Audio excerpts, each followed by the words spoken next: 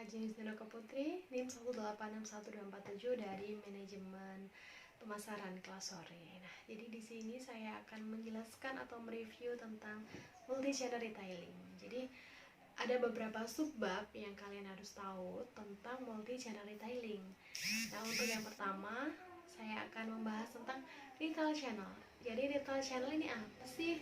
Jadi retail channel ini bisa disebut atau biasa disebut sebagai sebuah saluran retail yang memiliki definisi cara pengecer menjual dan memberikan barang dan jasa kepada pelanggan. Nah, saluran yang paling umum digunakan oleh pengecer adalah toko. Nah, pengecer juga menggunakan berbagai saluran non-toko termasuk internet, katalog, TV, home shopping, dan lain-lain. Tetapi sebagian besar penjualan dilakukan melalui saluran toko. Kenapa gitu ya? Kenapa kok harus toko ya? Karena di daerah kita ini masih primitif. Jadi masyarakat enggan menggunakan internet, menggunakan pembelanjaan secara online karena mereka tidak dapat melihat fisik secara langsung. Jadi mereka senang datang ke toko dan membeli barang. Nah, begitu. Tapi saluran katalog dan internet juga memperlihatkan penjualan yang signifikan. Nah, ini diartikan karena masyarakat mempunyai minat masing-masing ya teman-teman. Jadi mereka punya minat belanja online atau belanja offline. Nah, untuk yang kedua ada internet channel. Nah, internet channel ini biasa disebut sebagai retail internet atau retail online atau retail elektronik. Nah, jadi retail elektronik adalah saluran retail di mana penawaran produk dan jasa dijual dan dikomunikasikan kepada pelanggan melalui internet. Meskipun penjualan melalui saluran internet diperkirakan akan tumbuh sekitar 10% per tahun, 3 kali lebih cepat dari toko kan. Nah, itu tadi penjualan internet diharapkan akan mewakili kurang dari 10% dari penjualan retail, tidak termasuk otomotif dan makanan pada tahun 2013 ya. Juga ada katalog channel. Nah, katalog channel ini sering disebut sebagai saluran katalog. Jadi saluran retail non-store di mana produk retail dikomunikasikan kepada pelanggan melalui katalog yang dikirimkan kepada pelanggan. Jadi kategori barang yang sering sekali menggunakan sistem katalog ini seperti obat, alat bantu kecantikan, komputer, perangkat lunak, pakaian, aksesoris, furnitur, dan peralatan rumah tangga lainnya. Meskipun perusahaan menghabiskan jutaan rupiah untuk mengirimkan katalog, hanya sekitar 1,3% dari katalog yang dikirimkan menghasilkan penjualan secara langsung. Selanjutnya, penjualan katalog relatif menurun terhadap internet. Tetapi katalog tidak akan hilang peran meskipun peran mereka tergeser. Hanya saja peran mereka tergeser, terutama untuk menghasilkan penjualan dan mengarahkan lalu lintas ke internet dan toko. Nah, kemudian yang keempat ada live fashion home shopping. Jadi TV home shopping adalah saluran retail di mana pelanggan menonton program televisi yang menunjukkan produk dan cara memesan produk tersebut. Jadi ada 3 bentuk TV home shopping. Yang pertama ada saluran kabel yang memang digunakan untuk belanja, 2 ada infomersial, dan yang ketiga ada iklan respon langsung. Nah, jadi infomersial itu apa sih? Kalian pasti baru pertama dengar nih ya. Jadi infomersial adalah program biasanya 30 sampai 60 menit yang menggabungkan hiburan dengan demonstrasi produk dan kemudian dapat melakukan pembelian atau pemesanan melalui telepon. Dan iklan respon langsung terdiri dari 1 sampai 2 menit. Iklan di televisi akan menggambarkan produk dan memberikan kesempatan bagi konsumen untuk memesan produk tersebut.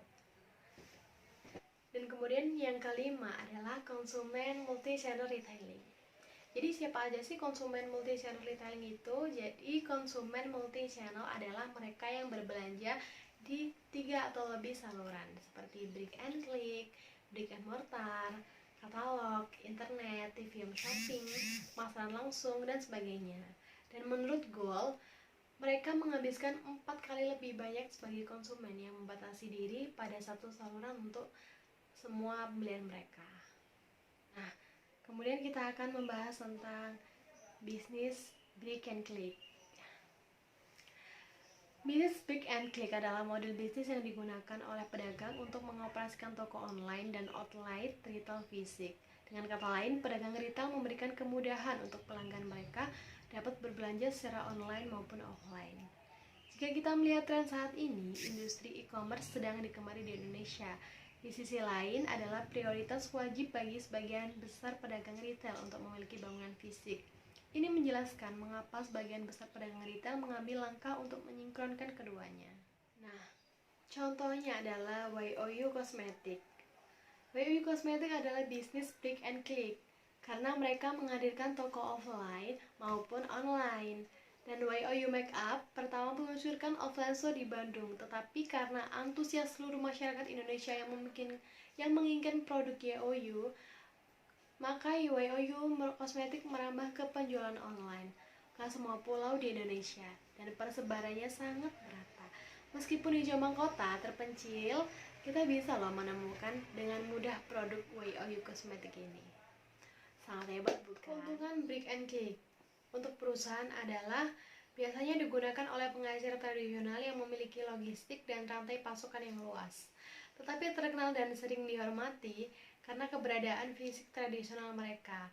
Sebagian dari alasan keberhasilannya adalah jauh lebih mudah bagi pengajar tradisional untuk membangun keberadaan online daripada bagi perusahaan pemula untuk memperkerjakan yang murni online, atau untuk pengajar hanya online untuk membangun kehadiran tradisional, termasuk merek yang kuat dan terkenal tanpa anggaran pemasaran yang besar. Keuntungannya untuk konsumen, model bisnis brick and click dapat menguntungkan berbagai anggota basis pelanggan. Misalnya, YOU Cosmetic memiliki dua konsumen yang memiliki minat yang berbeda, yaitu belanja secara online atau belanja secara offline. Karena ada seseorang yang memang tidak mempunyai waktu untuk datang ke store dan belanja produk YOU, dan mereka menginginkan belanja secara online untuk memenuhi kebutuhannya. Dan sedangkan pelanggan yang cenderung memilih belanja ke store offline, yaitu pelanggan yang dapat melihat barang secara fisik, melihat dan menguji produk sebelum membeli, serta mendapatkan saran dan dukungan pada setiap pembelian yang mereka lakukan. Selain itu, konsumen cenderung merasa lebih aman dan lebih percaya diri menggunakan bisnis brick and click jika mereka sudah mengetahui merek dari toko fisik tersebut. Kemudian, kekurangan brick and click untuk perusahaan. Faktor utama dalam keberhasilan atau kegagalan model bisnis ini adalah pengendalian biaya, karena biasanya mempertahankan keberadaan fisik, membayar banyak bangunan toko fisik dan stafnya, membutuhkan pengeluaran modal yang lebih besar. Tetapi dengan kehadiran toko fisik ini mempengaruhi penjualan, karena konsumen lebih percaya, dan sering terjadi setelah pembelian offline, konsumen akan beranjak ke pembelian online, karena sudah merasa yakin akan produk tersebut. Nah, kesimpulannya adalah pengaturan bisnis brick and click adalah strategi luar biasa untuk memenuhi kebutuhan akan penjualan secara online maupun offline. Teman-teman tidak perlu khawatir tentang preferensi belanja konsumen. Rencana logis berikutnya untuk mewujudkan dengan mempelajari bagaimana pelanggan teman-teman memilih untuk memilih barang. Dengan mengingat hal ini, teman-teman memiliki keunggulan karena teman-teman tahu cara mengarahkan traffic ke arah yang benar.